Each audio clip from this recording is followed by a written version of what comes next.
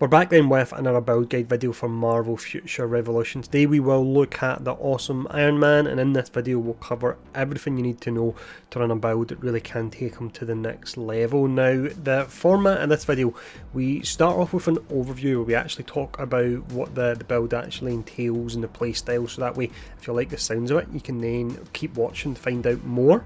The next section we talk about the skills you're using and why you're using them. We then have the potential next, so that's which stats you actually want to focus on first. We have specializations, and then moving on from there we'll talk about the outfits, battle badges and the mega cards you would use with the build as well. Now, before we jump in and we actually start off with the overview, I'm actually a BlueStacks affiliate. There's a link in the description below.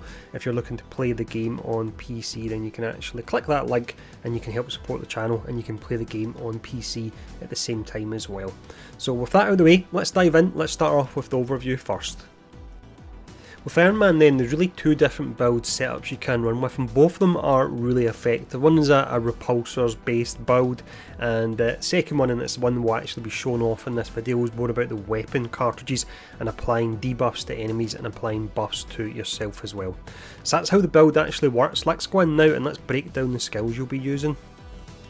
For the skills here then, we're using a mix of buffs and debuffs and your weapon cartridges skill. Now, the first one we have in a rotation, this is a buff. The uptime on it is only around about 33%, so don't use this just for the sake of using it. Use it when you actually are about to fire off a hard hitting skill.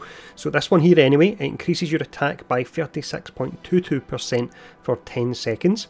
We then move on to a debuff here. This is a weapon cartridges skill, so this one, it's applying burn, and that is the main reason we're using it.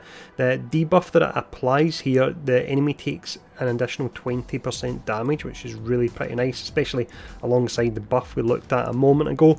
The uptime in this is just under 50%, so like the first skill, don't use it just for the sake of using it. It doesn't do a lot of damage. Use it at the right moment just before you fire off one of your harder hitting damage skills. Now, on the subject of the damage skills, we've got a weapon cartridges one here. Extra firepower and guided missile. Fire out 16 missiles. If there's multiple enemies, it will track them.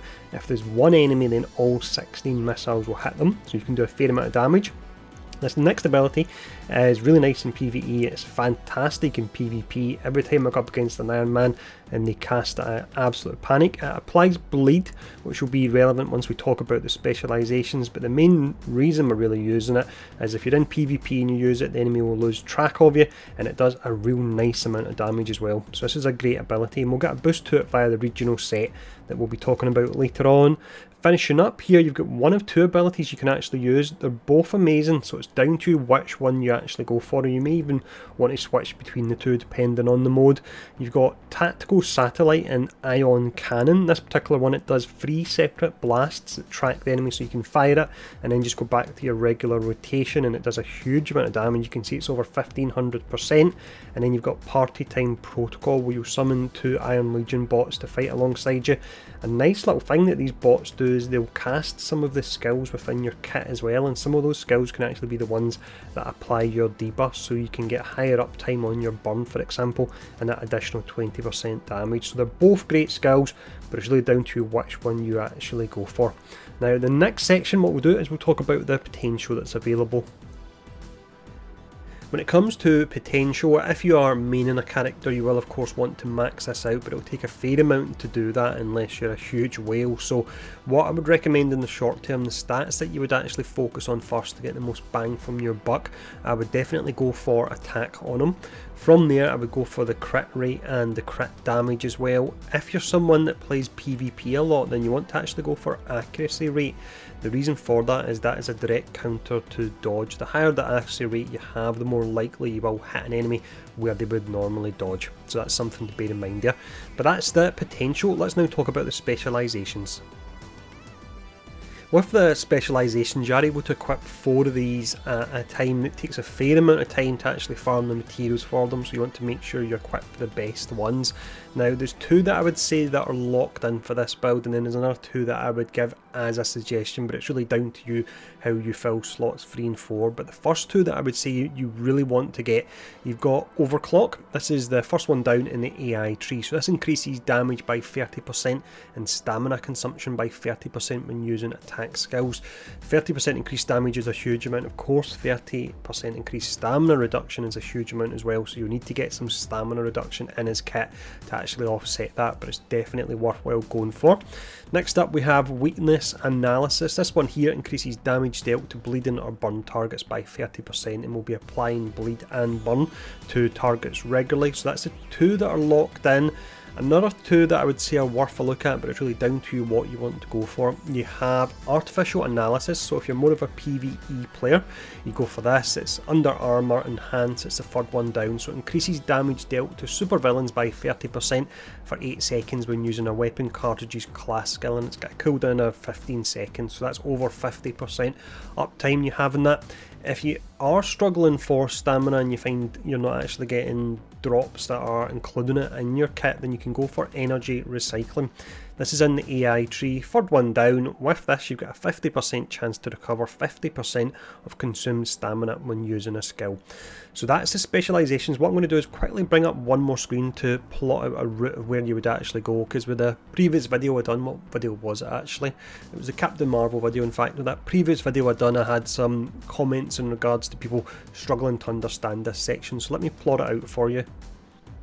So this here is the route you would take. The white line, that's the first two specializations that I would say that are locked in, so you definitely want to go for these. They're close together, so that's really nice. You can get them nice and easy. From there, the other two specializations are suggested, but they're not necessarily locked in. They're the red lines, so you can go for them as well. So that is the specializations anyway. Let's talk about the outfits now.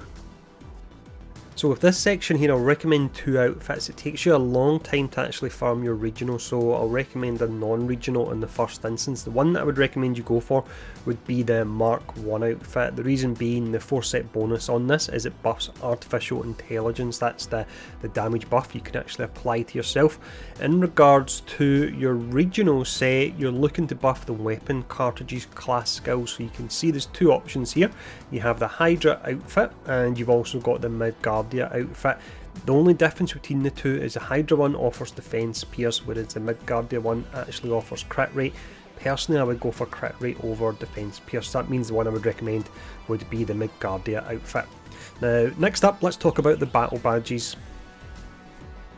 With the battle badges here, the first set that you will always want to farm, this is your level 100 battle badge. That's your Maestro Blitz. That gives you your increased supervillain damage, so that's great when you're doing your raids, and it's great when you're doing your blitz as well. Now once you move into the Dark Zone, it takes a long time to actually farm any badges from this. If I was to recommend a set you might want to hold on to personally for Iron Man, I would probably go for the Lord of the Desert set. This gives you your 2-set bonus of additional attack, and the kind of setup we're running with Iron Man, it's all about putting out as much damage as quickly as we actually can. So that is the battle badges. Let's finish up now by talking about the Omega cards. So with this section, we split it into 2. We've got your free-to-play card set here, and then the second infographic we'll look at will contain special cards you can only get in the store. But your free-to-play card set, I would recommend going for 2 cards from the Sandair 4 set. So this will give you your stamina recovery, and that will be needed because that specialisation where your stamina increased cost goes up by 30%, so you very much need this. So use 2 cards from this set, and then I would go for the full Midgardia 4 set. That's the one that offers you your crit damage and your additional crit rate as well there, so that can work out fantastic on them.